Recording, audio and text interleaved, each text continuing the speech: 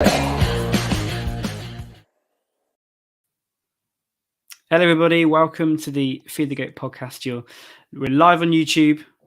We've got Luke with us as always, familiar face, and we've got Big Steve joining us as well. Thank you much, Big Steve, for jumping on. Also, we're going to be looking at the Everton game, and then obviously there was a few controversial incidents in that, and then we're going to be looking at the Peterborough game as well. We're back now. Went off then, did it? Did the connection go right? Did the connection go right at the start? Technical glitches from the off, but hopefully we're all good. But yes, now saying we've got Luke B with us, we've got Big Steve with us. We're going to be looking back at the Everton game, looking forward to the Peterborough game as well. Steve, do you want to kick us off first? Yes. First of all, I've been asked to have a mention. There's a special mention for a City fan called Steve Gandolfini, who passed away.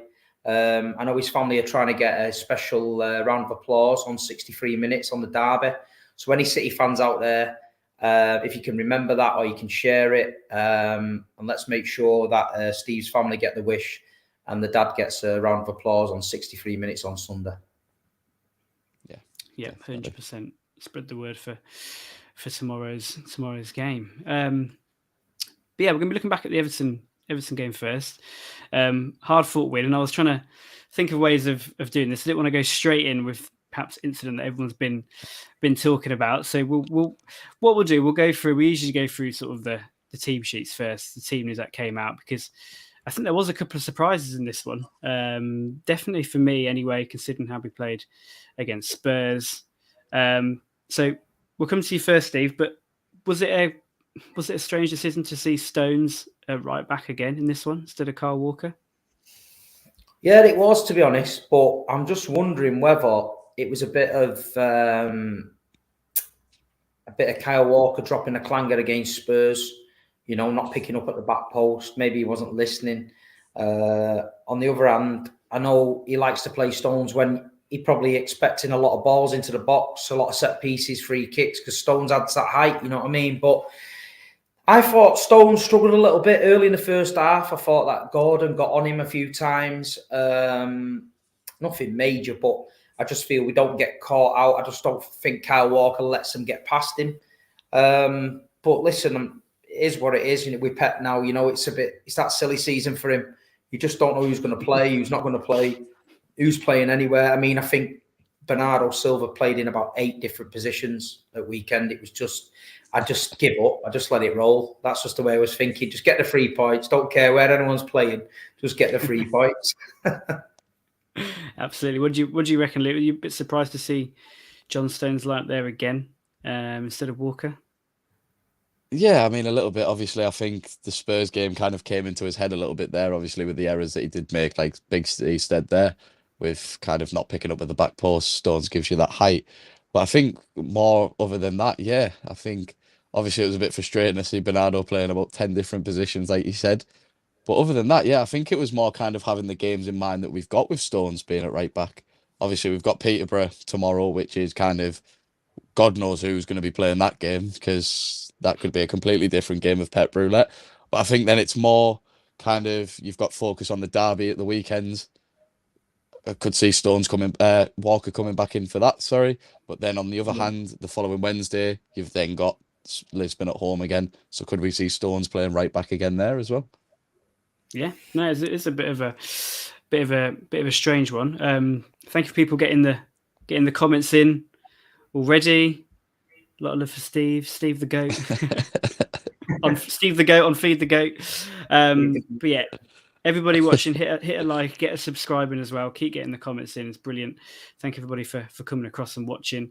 But yeah, I mean, you guys mentioned there, so we'll come on to Bernardo then, because that was the other sort of strange aspect to this team. I think everybody thought that Bernardo might be playing up front again, that false 9 like he did against Spurs, which I think people didn't mind, but I think we really do miss his presence in midfield. So to see him then pop up on the right, and then Gundogan, KDB, and Rodri in the middle, which especially in the first half did struggle a little bit. We've spoken a lot on this podcast about how we think Gundogan, Bernardo, Rodri is our best sort of midfield three, and maybe playing De Bruyne in the false nine. But especially that first half, Steve, what do you think about that midfield? Do you think they struggled a little bit to get hold of the game? Yeah, 100%. I think you got to give credit to Everton. I think Alan, Decore, who else was in the middle for them? Van der Beek as well, yeah. Van der Beek, yeah. They all had a good game. They pressed us hard. They rattled us a few times with challenges. They didn't give us our own way. I think a lot of times we go to Goodison, they let us have the ball and they don't really put up much of a fight. They just sort of dig in. I don't think they did that. Everton, credit to Lampard. I think that they came out in the middle, tried to win that battle. I think they did win the battle in the first half. I think we were very, very poor first half. I think we were struggling to get a rhythm going. Bernardo out wide's wasted for me, but it is what it is. And then at the end of the day, going in at the first half, you're thinking to yourself, the pressure's on now. The fans, the away end was, bouncing again, but you can feel the pressure there. The nerves are there, you know what I mean? And it sort of rubbed off on the team a little bit. And then obviously we came out the second half and we changed it. But first half, Everton played really, really well. I think they did really well, and you got to give credit to Lampard really. But Pep just seemed to be, it just seems to be very, very side to side at the minute. I feel that teams are setting up, getting plenty behind the ball, and they know that Man City haven't got a striker, so they know they're not going to lump balls in the box to, say, a big number 9. So everything seems to go to the left, to the right, to the left, to the right. It's very, very patient. It's not the prettiest to watch sometimes, but there comes a point where you're struggling to get through. You know what I mean? It's not free flowing.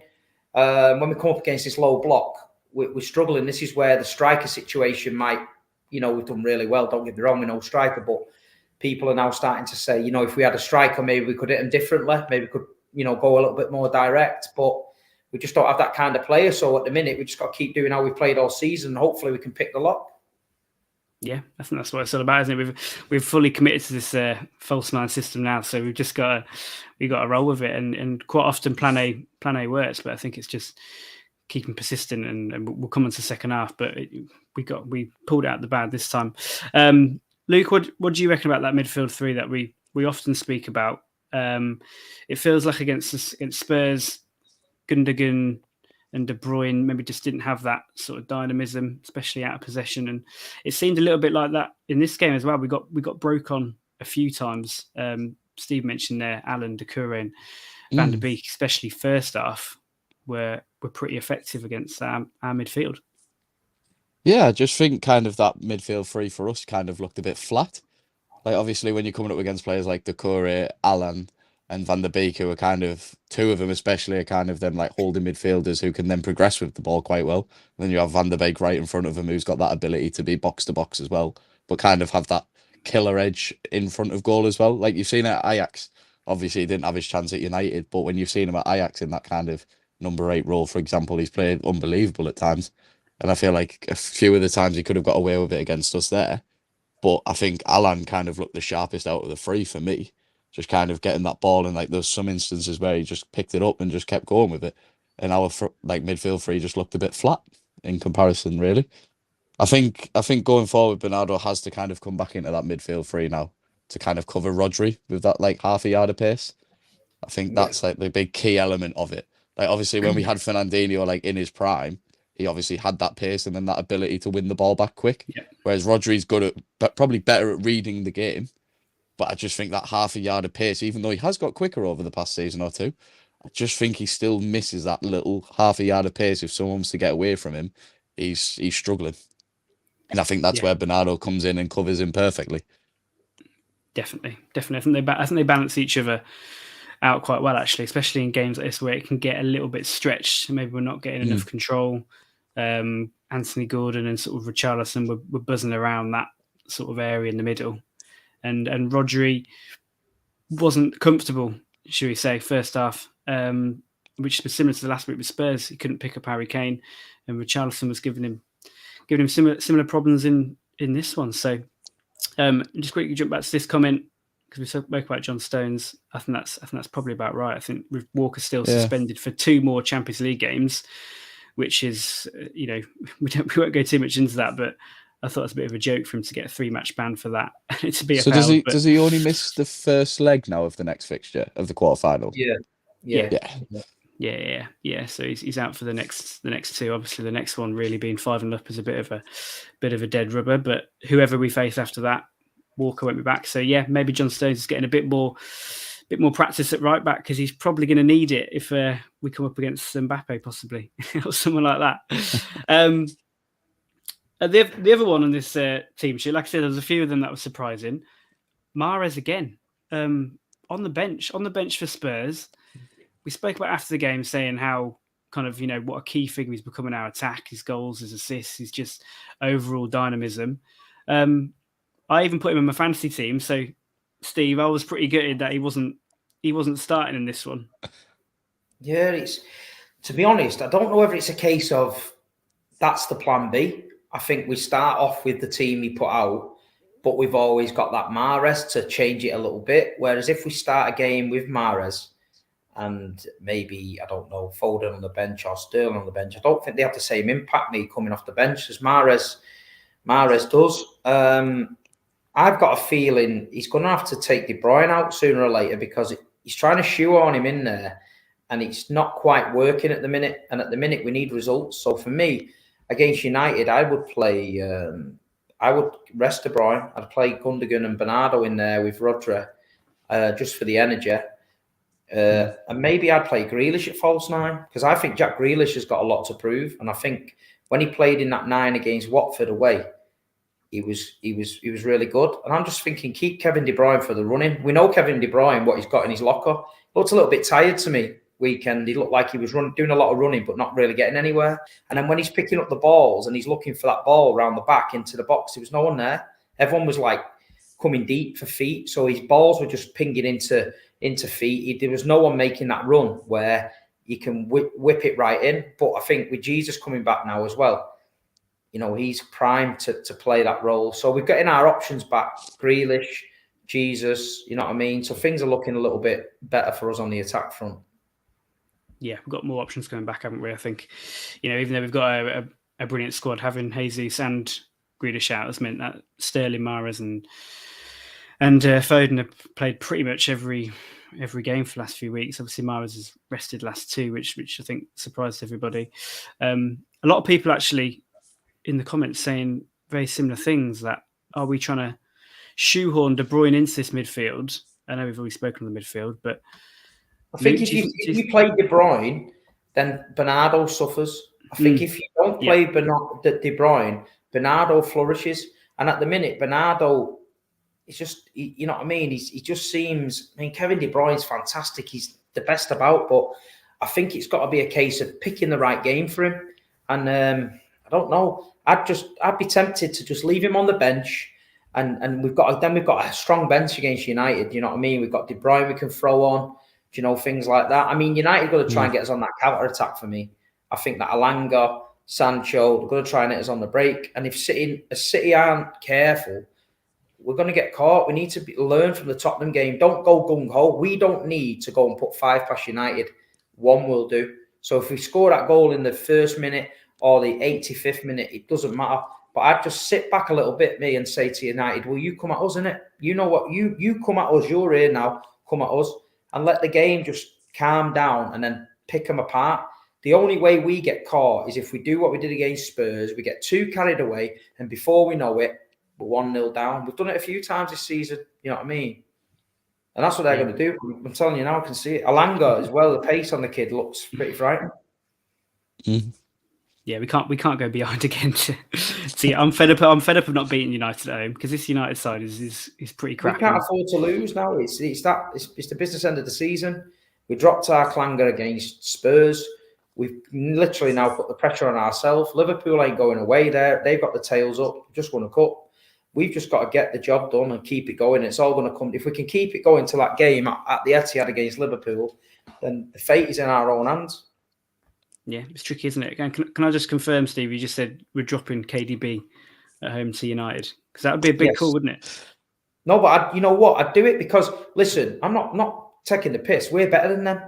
even without KDB, we're better than them. But what I'm saying is, if we've got our team on the pitch and they look to the bench and you've got Grealish, Kevin De Bruyne, Mahrez, that bench is just frightening. So when they're deep in the trenches, 70, 80 minutes, you're bringing them kind of players on.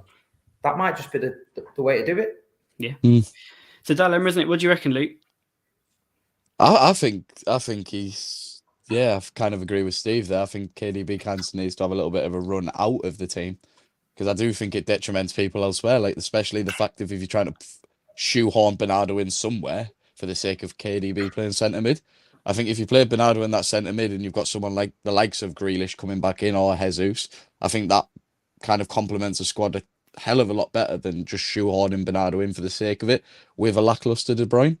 Like, we've all seen it over the past couple of years with the level De Bruyne can be, but the amount of games that he's played over the past couple of years, like, we've got to remember he's not getting younger. And the fact of the more games he's playing, the more it's going to have an effect on him. And I think now it's kind of getting to that point where I think even he needs to realise that he's not going to be able to play every game. Obviously, he'll be in the big games because of the ability that he has to just kind of change anything in a moment. But the games like United, we've seen it at Old Trafford. We kind of played them off the park. We got 2 goals.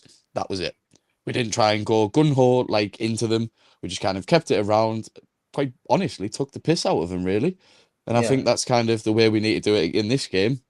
I can't see Ranić setting up how Solskjaer set up at the 5 at the back. However, I can see Ranić kind of playing that 4-2-2 that sometimes hasn't worked for him against teams that like to go at him. And I think that could be a big thing where if we get a goal or 2 early, just kind of play it around there. But you've always got to think of the pace of Elanga and Sancho on the wings is very frightening, especially if we're not playing, like, let's say, Walker at right back if he doesn't play. Or, for example, who plays at left back if it's Zinchenko? I don't know. Obviously, I'm not thinking it's going to be Zinchenko. I think it's going to be Cancelo again. However, there is that pace that Cancelo got caught with by Dejan Kulusevski against Spurs. So, I mean, he's not imperfect in regards to that was more of a that concentration thing, though, I think, wasn't it? I think it was, but Cancelo's rapid, isn't he? Yeah, he is, but not to I don't think to the Elanga kind of pace he is. If I'm honest, think he's as quick as Elanga. Do you think? Yeah. He's not Kyle Walker quick, but no one's Kyle Walker. Oh, quick, no one's that. I think level, it's defensively, sometimes concentration wise. Every now and then, and Cancelo's improved in it, but that Spurs game was a big lapse. But in terms of pace, I think Cancelo's pretty rapid, to be honest. I think the thing is with that game on Sunday, though, kind of getting players back into the rhythm, kind of like, I wouldn't start Jesus or Grealish with the coming so back quick from injury, but I would like to see him kind of get on the 60th, 70th minute, especially someone like Jesus. If you kind of try and put him on that right, he's going to come back and cover the likes of Elanga when they try and make that break, whereas someone like Mahrez potentially wouldn't. And I think that's where the kind of changes if you like a goal or 2 up in the second half, get Jesus on, he's going to track back and work for the team, whereas Mahrez may potentially just sit up a little bit higher on that right-hand side. Yeah. I definitely see your point. I think there's a couple of comments here about paying KDB false 9, and he played that at Old Trafford. He played it at Old Trafford, yeah. Yeah, and that for me worked really well. But yeah, we could talk teams all day. Pep keeps us guessing. We could have these conversations, to the cows come home about what it's going to be against United or Peterborough. How's he going to rotate it? So the first half on Saturday, bit of a slow start, similar to Spurs. Are the last 2 performances any sort of concern for you, Steve, sort of moving forward? Or do you think this is just a little bit of a blip that was kind of inevitable, really? Well, I did say on the Big Six show that, the title will go to the wire, City will drop points. I also think Liverpool will drop points. We've just got to do what we need to do. At the end of the day, the players know what they need to do. The manager knows what to do.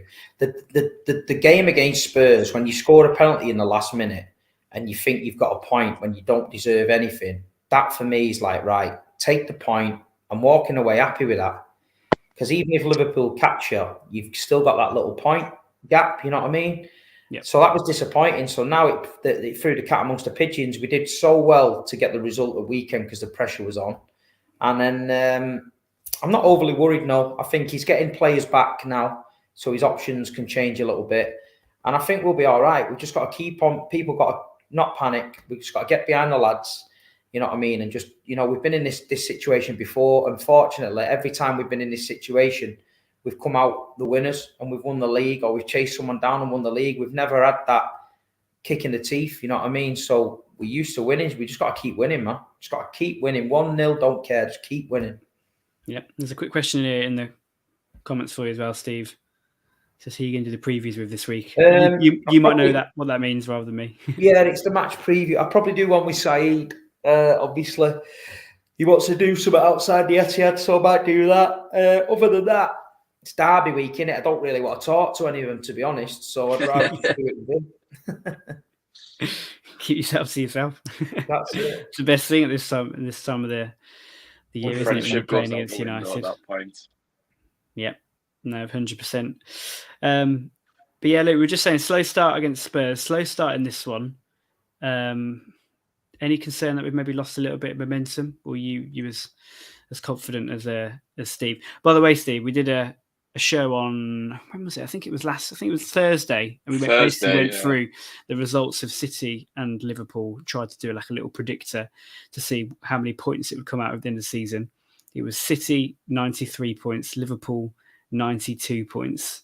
So I'll take it. Yeah, strap yourself in. It's getting to the wire, like you said, as we predicted. But yeah, look, 2 slow starts in the last 2 games. Any sort of concern for you that like I said, we've lost just a little bit of momentum? I don't think so, because you've got to think they're still winning games. Obviously, Spurs was a massive blip in regards to like the results. I think that was the first loss in 15 games, was it? Yep. If I'm correct in saying something roughly around that. So I don't think it's a blip as such. I think it's kind of trying to get that rhythm back into it. Like you look when we played Palace, we got that 2-0 loss and then we got that rhythm back going. I do think it kind of takes 3 or 4 games for us to get back into that rhythm slowly. I don't think we're kind of a team, like we used to be a team where if we got beat, I'd feel sorry for the team that came up against us kind of the following week. However, I just think in regards to like recently, I think it takes a few more games for us to kind of get going a little bit. Yes, I'm a bit superstitious, me. And some guy said to me, "Oh, do you remember when we chased Liverpool down?" I was like, "Yeah." He went and they crumbled at Palace on a Monday night or something like that. And I was like, "All right, well, you're playing Palace, aren't you, on a Monday night?" I went, "Now you better do one with all that shit." So that's been playing on my mind for ages. Crystal Palace. I'm like, oh God. It's just like, stop stressing me out, mate. But at half time at weekend, I mean, listen, I've got to have a big shout out to the Man City fans at weekend, because this season the away ends have been absolutely unbelievable. And I think a lot of it's down to Man City giving tickets to like the 18 to 21-year-olds. I think you're getting a crazy bunch of young 25. lads. Yeah, 18, 25. A crazy bunch of young lads who are finally getting tickets. And at first, a few of the older City fans, the ones who I've been going with for years, they were having a bit of a moan about them. Oh, they haven't got enough points. What about us? Blah, blah, blah. I get that from that angle. But I'm also got to praise them, because there's times over watching City over the years when the away end has been flat. Maybe it's the old City kicking in and we're a bit nervous and we're sitting there. But I think this new generation of City fans finally getting match tickets. They're having a few beers, they're enjoying themselves. They're keeping the crowd, they're keeping the City end pumping for 90 minutes. And I've really enjoyed it this season. I think we've got a little bit of an edge. So I've just got to give a big shout out to all them young lunatics that are following City now, and just keep doing what you're doing. And let's get the boys over the line, innit? I'll take credit for being one of those big, Steve. That's it, mate. I keep doing, man. I love it. I love the energy, man. It's good. Even I was stood on my seat at weekend and fell off. So they was rubbing it on me. Sign of a good away day. Proper, I'm going to Peterborough as well tomorrow, so I'm buzzing for that. It's going to be, hopefully, it's going to be like you say, another good atmosphere, because whenever even the cup games, I've been to a couple of ways this season, the League Cup, like the atmosphere has been brilliant. Down in the concourse before the game. And like you say, it's reflecting, I think, on the team and a lot of our performances away from home, just to give you that lift. And you can hear them all through the game, even if you're not at the game at the ground itself. You can hear them on TV.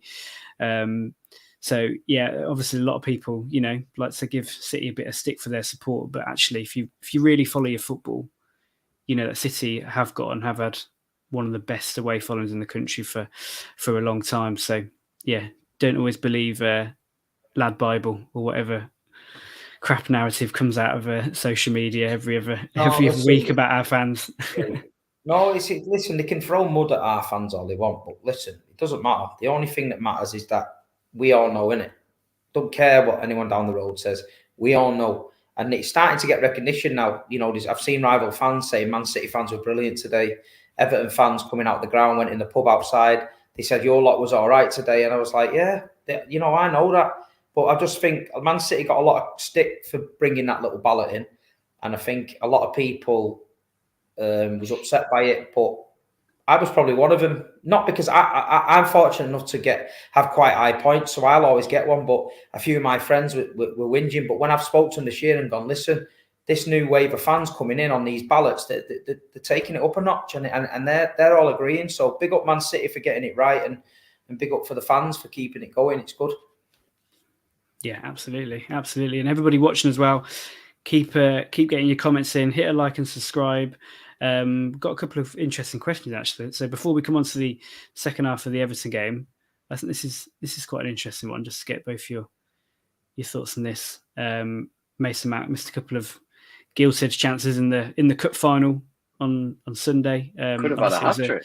Yeah, it was a really good game. So I'm kind of not surprised it's been brushed under the carpet a little bit. But if this is Foden or Sterling, do you think they're getting a lot more criticism, should we say? I don't think Foden misses them. I'll be honest. Sterling might. I don't think he will. Yeah, it feels. We saw on Saturday, didn't we? Feels pretty clinical at the best of times. What do you think, Luke? Do you reckon Mason Mount gets a bit of an easy ride overall? I'm going to come out with the phrase. I think he's overhyped, if I'm honest. Yeah, I really do. I think when you look at him, when people are trying to compare him to the likes of Foden, for example, I don't think he's anywhere near. I think Phil's ceiling's like here, and Foden Mount is like down here. I think comparing them two is like comparing chalk and cheese in a sense. I think he's good in the system that Chelsea play, but I think if you put him anywhere else, kind of, you look at him for England as well. Sometimes he doesn't perform kind of to the level of Foden, Sterling, and that too. I think he kind of misses out big time when he plays for England. And that is a big sign of kind of his calibre, let's say. Okay. So you think he's a bit of a system player, whereas Foden's got that more. You can sort of plug and play him anywhere and he'll do his job. Well, I think he's got that ability, hasn't he? He's kind of got that natural flair, whereas I think Mason Mount is kind of systematic to kind of playing behind a striker kind of thing. And then only knows that position, whereas if you try and play him anywhere else, he does tend to struggle a little bit. I think Foden, you can kind of play, if you needed him anywhere, kind of left, right, behind the striker, centre mid. He could do a job kind of anywhere on that pitch, I think. In my opinion, okay. Anyway. Yeah, no, it's interesting. I don't think there's too much difference with Mount and Foden at the moment, but I do expect Foden to kick on at some point. And like you said, I think the ceiling of Foden for me is higher. But yeah, quick one as well. We got Two Ties Talk podcast dropping in. Get Mars back in the side. Shout out to Steve as well for joining the gang. Yes, and do you know what? We'll come on to the second half thing because that kind of links in a little bit to this, because I felt that, and this is actually where we got our goal from as well. When Mahrez came on and Bernardo went back into midfield, Mahrez was suddenly obviously attracting a lot of attention, a lot of players around him. Switches it over to the other side where Bernardo's got a bit more space, and that is where the goal comes from. Was Mahrez's impact pretty noticeable in this one, do you reckon, Steve? Yeah, because he's dangerous. You know what I mean? Every ball that gets sprayed out wide, he's bringing it down first touch. He's straight on the front foot. He's always looking to cut in on the left, maybe shoot, maybe pass. And they had a problem when he came on. They had to try and double up over there to stop him playing. And like you said, it gave Bernardo a bit more space. And listen, this is why we're such a good side, because when you're getting blocked out like that, some teams have loads and loads of chances, miss loads of chances, and it's not their day. We literally didn't have that many chances, but when the chance came, that is where we're clinical. Phil Foden pounced, put it in the back of the net. Then that's it. That's a sign of a good team. How many times over the years have City been beat by a good finish, or a great goal, and you've got to, and the Everton fans, they knew then. They thought it is what it is. But obviously, we'll talk about the other incident in a minute. But as soon as that goal went in, you could feel the relief lifting from the City end. Do you know what I mean? And the players, look at the way the players celebrated. Do you know what I mean? And it is what it is. Just a big relief. I think it was. Yeah, I think it was just nice to kind of. Obviously, there's been a bit of, I wouldn't say stick, but there's been a few backs on Foden recently. And I think kind of him to just get that goal and get that like winner for us kind of gives him that confidence back now a little bit more, I think. Because I think it was kind of getting a lot of games where people were questioning him and kind of saying, obviously not questioning his ability. I don't think any of us would ever think that. I think just kind of thinking where his head's at. Because obviously there's been a lot of stuff with him in the news recently, obviously with his mother. Kind of even before that, like the Grealish incident, getting caught out on the piss. I think a lot of like people were questioning where his head's really at within football. And I think now kind of it'd be nice to see him just get his head down, get back to doing what he does best. And I think this is where we'll start to see it again, especially towards the business end of the season, which is perfect timing, really. No, yeah, 100%. Yeah. I'm trying to think if we spoke about it when Steve was last on, actually, about whether, Foden, we just expected just that little bit more from him, more because we know he's so good. The bar is so high for Foden. And like, especially at the back end of last season's performances in the Champions League, you sort of expecting him to do something, spectacular every single game. But I suppose it's just part of that development, isn't it? He's had a bit of a more of a steadier season, I think, this year. But hopefully now we're coming to the back end, we're going to see more moments, should we say, that people are sort of more looking to him for. No, yeah, you're right. Phil's had a good season. He's not as, I don't know, as explosive as he was last season, but he still won us games and big games and points. And I just think, Phil Foden, Jack Grealish, they've got a say in this title race. I think Jack's had a lot of stick this year. I think he's been a victim of this trying to shoe on in the team. I don't think in an ideal world, in my opinion, I thought they bought him because I think they thought Bernardo was going. Obviously, he stayed and playing well. I think Jack Grealish in a more central role. I sort of had a weird one the other week when I was thinking, why not play Jack Grealish and Bernardo Silva in midfield with Rodri holding? And I just thought, can you imagine Bernardo and Grealish in the centre of mid? That could go anyway, left, right, central, passing, link-up play. Obviously, it'd be a risk to do it in the Premier League because it might not come off, but I think that could be great. And then you've got another option, you know what I mean? Because we seem to be putting these creative players out wide. And there's no point in Jack Grealish or Bernardo beating the fullback to cross it because there's nobody in the box. Yeah. So if you're a fullback, I'm thinking you can go on the outside of me if you want and cross it because my centre half's clearing it. So if I'm a fullback, I'm letting Jack Grealish beat me and crossing the ball. What I'm not letting him do is come inside because I know that's what Pep wants him to do. But, you know what I mean? I just think you're wasting players out there. But I think Jack Grealish's time at City will be brilliant. I think he's just warming up. And that's what we've always got to stick with our man. The City fans we don't need to get on anyone's case. We don't want to be like clubs over the road who like to, slaughter their own players. Let's just get behind our own and just keep us all together, innit? I think he's going to be a prime candidate for first season syndrome. But I'd absolutely love it if he scores that winner against Villa. If it goes right down to the wire and he gets that winner, that'd be absolute pandemonium in the Etihad. I think he's got a say in it. I think he's got a say in it somewhere. I think Jack Grealish will do something. I think he does, and I think we've kind of seen glimpses of it, i.e. that first game in the Champions League group stage against Leipzig. Like, you can see it's there for him. I think he's just got to have that confidence to go and do it. And There's 2 games coming up where he can play to get his confidence. You've got tomorrow and you've got Sporting with a 5-0 lead. If Pep wants to change a few things about and have a look at something tomorrow and the week after is the place to go for me. Definitely. I think that's massive. Yeah, definitely to get confidence booster for Grealish. I do agree that I do think he was brought more to play inside. He's played quite a lot this season, actually. When he's been fit, he's basically played a lot on that left wing.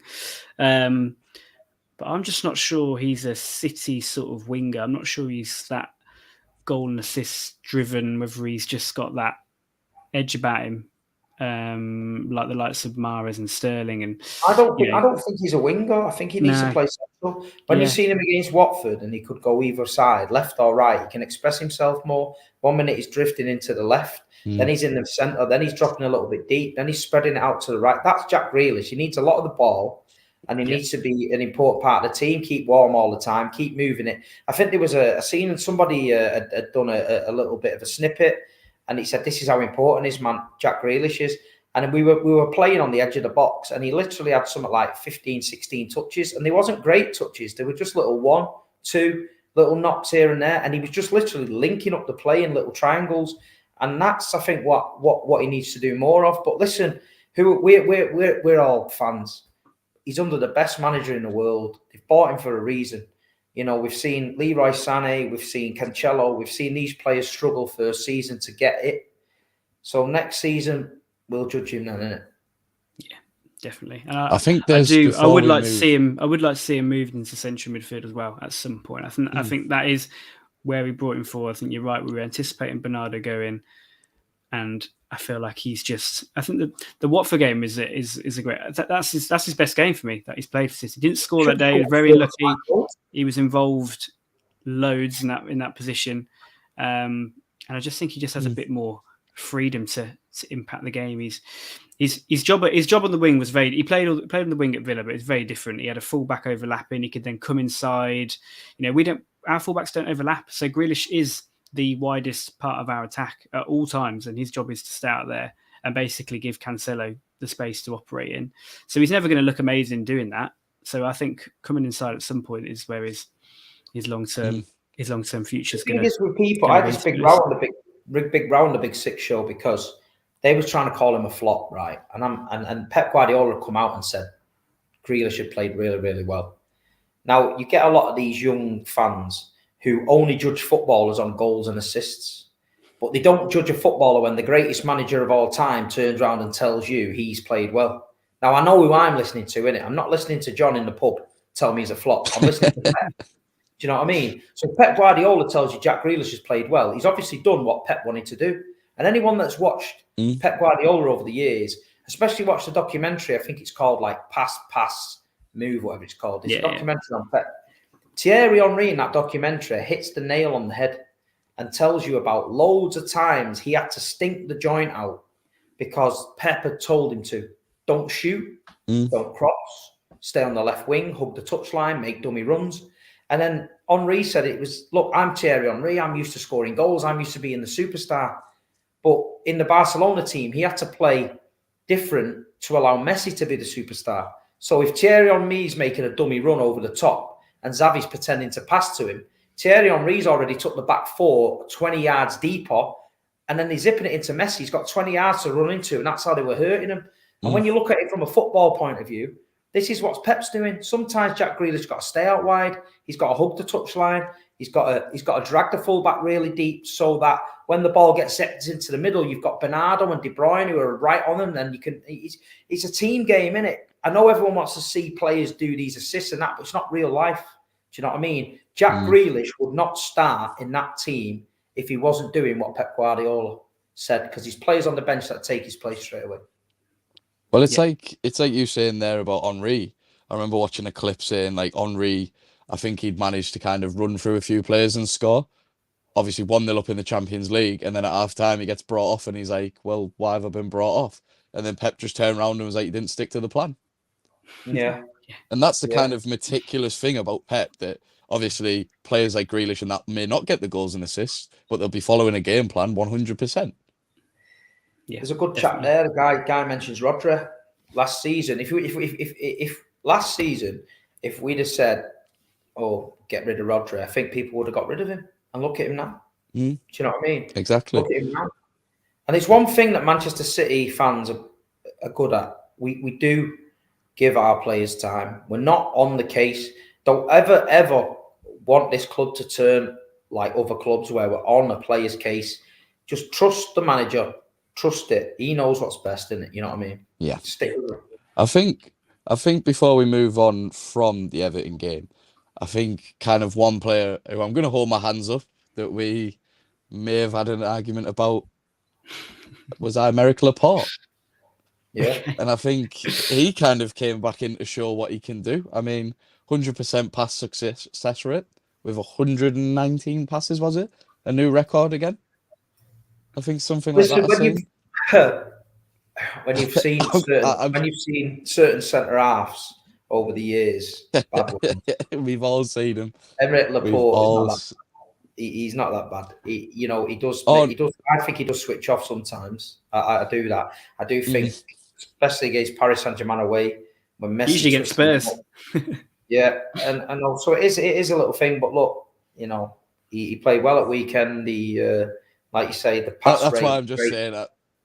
I had to hold my hands up and kind of admit I did slander him on the Spurs review, but credit's where credit's due. He played well, and I think he's kind of shown again what he can do. But it just annoys me so much. I don't think he was that good in this game. No, but I think to go back to, I thought Richarlison actually did well against both our centre halves and got a lot of change out of him. Actually, the thing with Richarlison, though, as soon as you touch him, he falls, and that's all he did. Yeah. And our centre backs, they are touchy-feely. Ruben Diaz, he's all over you like a rash. So as soon as it was bouncing in, Richarlison just fell. And then it frustrates the life out of you. It's a fucking nightmare. But here's what it is. That's the way they're in desperate times. They're dragged in a relegation battle now. If we've been in them relegation battles, and if your players are acting like shithouses, that's the way you play, innit, to get the results. Oh yeah. And he was definite shithouse. Who wants to talk about this penalty decision and who's going first? So Steve's got the agenda in front of him. That was my next point. I'll bite the bullet. Fuck it. Let's bite the bullet. Go for it. I'm going to rattle so many people in. Wasn't a handball? It wasn't. Wasn't a handball? It wasn't a handball. I'm sorry. When you kind of, if I demonstrate it like here and it's hitting, the comments just came in the way there. But if it's hitting like here, I think it's anywhere from like there downwards, I would accept as a handball. But when it's there, no, that's your arm. Wait, put your arm out again, and then put your hand where you thought it hit the arm. Put your hand there. Yeah, and then move your hand move your hand a bit more down your arm. Bit more down. That way, or no, across. Keep going. Let's not. I'm not playing the game of fucking pin the donkey. Come on. I don't think it was. I mean, we've seen him given. Obviously, the offside before it was a massive contributing factor to it that it was given. I think Rodri's a fucking idiot for being that complacent in the first place, whether he's onside or not. I think, Rodri's been quite a lot like that since the Lisbon game, just kind of really complacent in places recently. And I think it's such a shame because he's been so good up until now. There's just these little bits of complacency coming out of him here and there. And like for that, I don't know why the fuck he's... Well, like even Lisbon, there was, I don't know, because you were there, Steve, but I think a lot of his passing kind of in that Lisbon game was lackluster. I think he was kind of sometimes, and early in the season against Liverpool, he was a fucking monster. If he switches off again against Liverpool like that, we're going to get done in because he needs to step it up a bit. I think, like you say, he was a bit lackluster. He just needs to rock up his ass. I think he needs to get going again. But I think there's a few like that, to be honest. I think it's because there's no competition for him. Obviously, Fernandinho's the only one that fits in that position. And he kind of knows now that Fernandinho's kind of lost that half a yard. And I don't think Fernandinho could play more than, say, like 5 or 6 games of these 12 games on a consistent basis. And I think he's kind of knew that now. But I think if we get someone in the summer to kind of compete with him, I think that's when you see the best out of Rodri next season. For me, I think we've seen the best. I think we've seen the best of Rodri. My take on it is... No, I think we have, but I mean on a more consistent basis. I think if you get someone in who can kind of compete with him, where he knows he might not play every week, I think that's where then Rodri knows that he can't have these kind of lackluster moments. Like that handball, I don't think anyone was near him. Well, I mean, alleged handball. Yeah. I'll go back to. I don't think he can... There's no one near him to do it, so I don't know why he's done it. Yeah, just quickly now. I'll come on to Steve in a second. I actually think the opposite. I actually think Rodri has been so good this season because he's felt like his place has been his, and he can nail it down. He can play week in, week out. And up until, maybe the Lisbon game, I actually think Rodri's been one of our top 3 players this season. I think last 2, he hasn't been great. We spoke about the balance in midfield. Maybe that hasn't helped as well. Things being a little bit open, but I mean, this one, it was a momentary lapse and what was probably a penalty. But Steve, what were you going to say about Rodri? To be honest, as soon as it happened, I thought it's a penalty. It was a handball for me.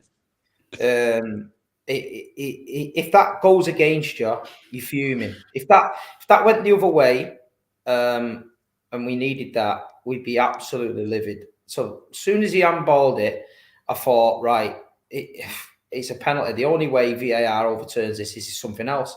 And if you watch, when VAR overturns it, he actually blows for offside.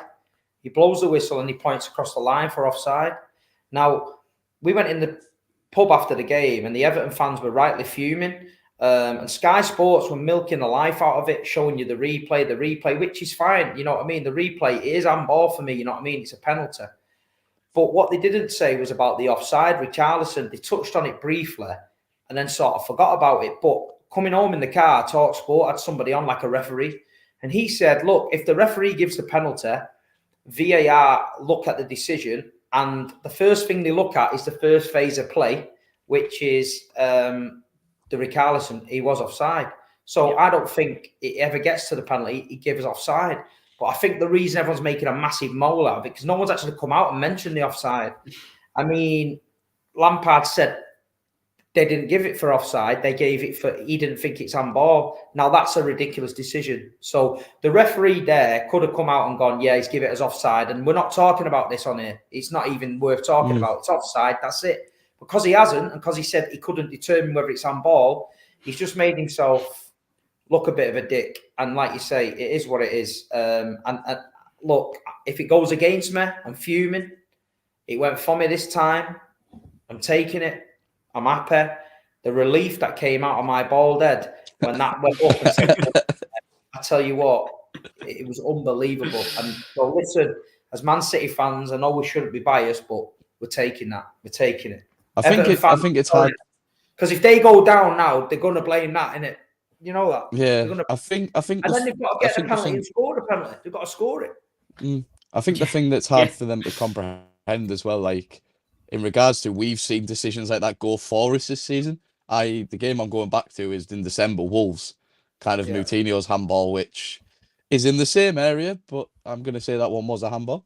But I will be honest, Rodri's was definitely a handball. I will say that. But yeah, I think you changed your mind now. Things like that. Yeah, I was always knew it was a handball. I just wanted to see how many people I could wind up. I just think the whole situation with that, I'm not going to go into it because we could be here for hours, but I think the consistency of refereeing in the Premier League is just not there. And I think it is something that needs to be looked at for next season, definitely. Kind of these handball rules changing every fucking 2 or 3 seasons, and just everything seems to be changing and there's no consistency with it, even with VAR at the minute. It's just all over the place. It's embarrassing. Thank you everybody for watching still.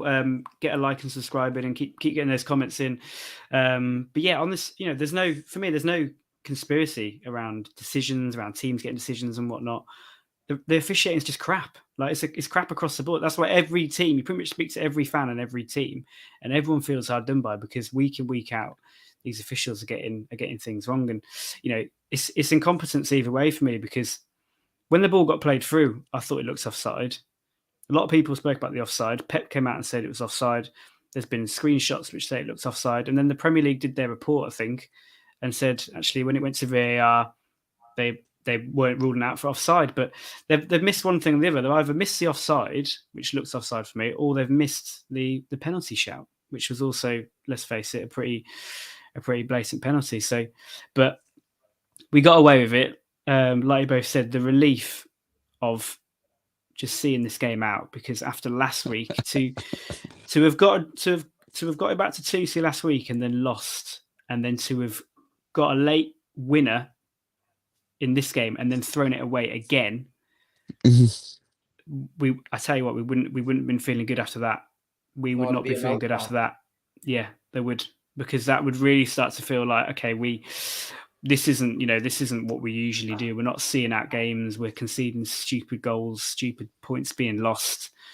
And I think things would really start to slip a bit. So yeah, I think that's a massive win. Coming into a big week as well with the derby on Sunday. But we got Peterborough away tomorrow night.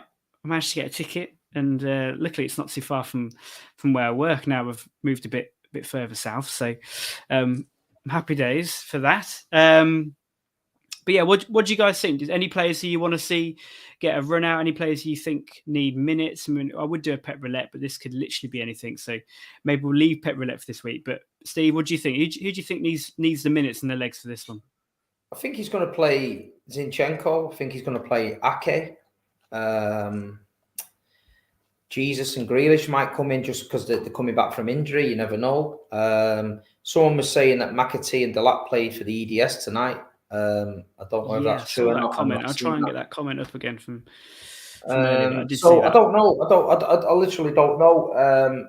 Then there's a call for: do you just keep the momentum going? Do you just keep everyone ticking over?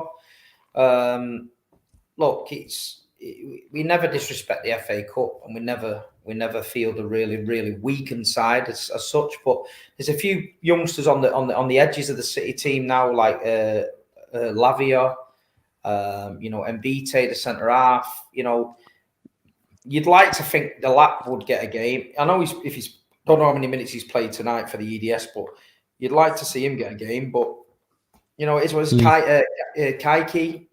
Obviously, yeah, he's promising. You know what I mean? He's exciting. Let's get him out there. So it is what it is. We just got we've got a good draw in the FA Cup, old school.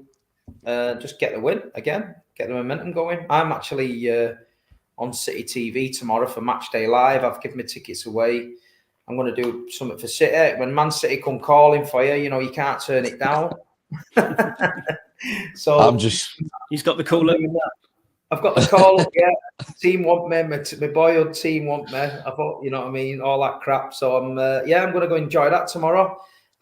Saves me driving to Peterborough and back on the school night, but I'm going to enjoy it. Well, I'm just hoping Spurs beat Borough, because a lot of my work lot are going to that game. So that'll be a nice one Wednesday when Borough are out the cup and we've beat Peterborough. So if any of you are watching, that's all I'm going to say. Surely you want Borough to win so City can get Borough the next round.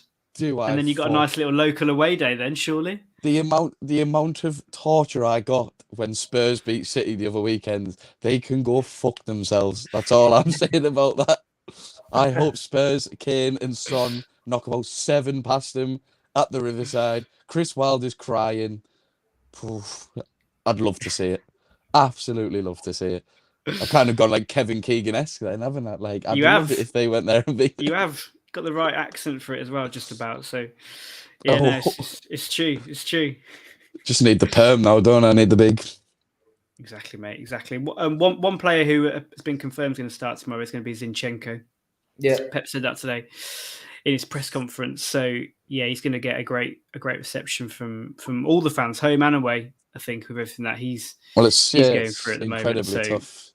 yeah, and the tribute on Saturday as well was brilliant actually from the Everton and the City fans. Obviously they've got a Ukrainian lad Mikolenko in their team as well. Yeah. So yeah, that was brilliant to see. So hopefully similar reception tomorrow night. Brilliant, yeah. Oh, were you going to say something, Luke, before you sneezed? No, I mean, yeah, like fair play to him, man. Like, if obviously kind of what's going on, if any of you are from Ukraine that are watching, I don't really know if you are, but may God be on your side, and hopefully. There's a young lad that sits next to me in the south stand. It's called Alex. I can't pronounce his second name, but he's a Ukrainian kid. And I seen a video of him at weekend in the away end at Everton with a Ukrainian flag, and he was crying his eyes out. And big up Alex if he's watching, because he's a really nice kid. I messaged him afterwards, and you don't know these things. You know what I mean? It's hard for people. They've got family there and grandparents there, and people are genuinely worried. You know what I mean? And it's Everton did a good tribute, City did, but this kid, I see him every home game. He's a lovely lad, City fan, and I seen him crying there, and it's hard work, man. You know what I mean? It broke me heart a little bit for him. So big up Alex if he's watching. and we hope it all gets sorted out soon and just gets Alex, put to bed. I mean, if you are watching, I will say 2 words: Putin, Hoylo. I think that's right. Putin, Hoylo. Your Ukrainian might be a bit rusty, mate. Means Putin is a dickhead, so I think we can all agree with there's that. There's a lot of Russian people caught in this as well that don't even want to be doing this. There's a lot of Russian soldiers that people are pulling over at the side of the road and saying, "What the fuck are you doing, lads?" And they're like, "We're under orders." So it's a mess. It's a mess at the minute. The world's a bit of a mess. Just as we think crisis, we're going into another one. How brave they are for protesting as well outside St. Petersburg in Putin's hometown. I mean, they're risking their lives there, sadly. Yeah, and I mean, my thoughts and prayers goes out to everyone in Ukraine. Obviously, it's a horrible time. It's not something that everyone wants to see, but you know, at the end of the day, football's the kind of thing that can bring people like that together. So let's hope that it's mad how you've got Vladimir Vitaly Klitschko, they were fighting on the front, Lomachenko in army gear with machine guns, thinking, you know what, we'll have it. You've got to big up them men, because it'd be easy for them men to sit in a mansion somewhere and condemn it from afar, but to literally fly back to your home country when you're a multi-millionaire, you've got to give them that. There's a lot of pride there, and I respect it. And I tell you what, when you're fighting people like that, it's not going to be no pushover, and you know, let's hope it can all get resolved. Tell you what, I wouldn't let it be one of them lads who are going 1-to-1 and combat with them. Imagine bumping into Alexander Usyk and Lomachenko in a dark corridor in the middle of Ukraine. You know what I mean? You wouldn't fancy that, would you? Definitely not. No, it's mad, mate. And like you say, we just got to keep backing our own, and everyone can pray for it, and hopefully, you know, it'll all be sorted soon. Yeah, hopefully. And like I said, when we got on this, fair play to Zinchenko for stepping out tomorrow and playing for City, and I hope he gets a brilliant reception from everybody there. But yeah, hopefully it's a good game. Hopefully City get through to next round, and there's no cup upsets. Don't say it. Yeah, but I'm going to say, I hope, you know, it's the last thing we want, isn't it? And hopefully, you know, we do the. Hopefully, we do the business. Should we say? Listen, boys, thanks for having me. I've got the big 6 goal soon. We're going to end it now. Pleasure to be on. And like you say, anyone that's not got anything to do in the next hour, jump over to the Big 6 show. It's a lot more wilder than this. This is nice. This is our Man City bubble. I like it. I can relax. You know what I mean? I'll have to put my helmet on. You know what I mean? Get my machine gun ready, and I'm ready for the Big 6 in a minute. Excellent. But yeah, so we're gonna wrap it here. Like I said, thank you again, Steve. Massive appreciation for coming on. We'll let you jump off and head on to the Big 6. So go and catch him over there, 9 o'clock. And Luke B, thank you for jumping on again. Always appreciate it, guys. And we'll catch you guys tomorrow. Enjoy on the next one. Cheers, everybody. See you later.